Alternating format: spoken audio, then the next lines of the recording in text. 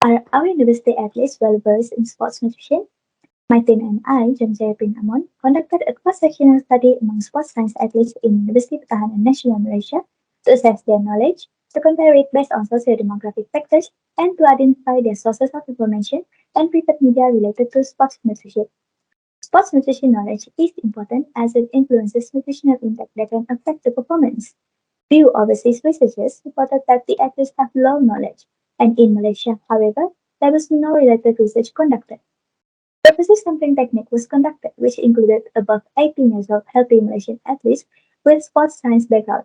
The online surveilling was distributed via WhatsApp, with questions to include socio-demographic profiles, participation in nutrition education programs, or consultation sessions with a nutritionist or dietitian, reference sources, and preferred medium related to sports nutrition. The knowledge was measured by using a validated questionnaire, which is NUCIA. It's composed of 24 questions with 57 items covering 4 different sections, with 1 score for correct and 0 for incorrect. Most of 60% and above classified as adequate knowledge. Then, all analysis were performed using the SPSS. Data will check for normality, descriptive data, and comparison. A total of 70 university athletes, with mostly females, aged between 18 to 22 years, participated in this study. Majority were Malay and has normal weight status. Most athletes were degree students and first-year students. Almost half of them participated in team sport and competed at the state level.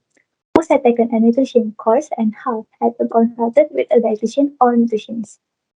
Overall, the athletes had inadequate sports nutrition knowledge, with more than half having a knowledge score below than 60. This finding was consistent with peer findings. Food intake curiosity domain has the highest knowledge score, demonstrating adequate knowledge, followed by protein and carbohydrate. Meanwhile, the fat section has the lowest knowledge score, especially in the unsaturated fat section. Significant differences were found in knowledge scores based on education level, in which the degree students athletes had a higher mean score. Further analysis in our study revealed that all degree athletes had taken a nutrition course compared to diploma athletes.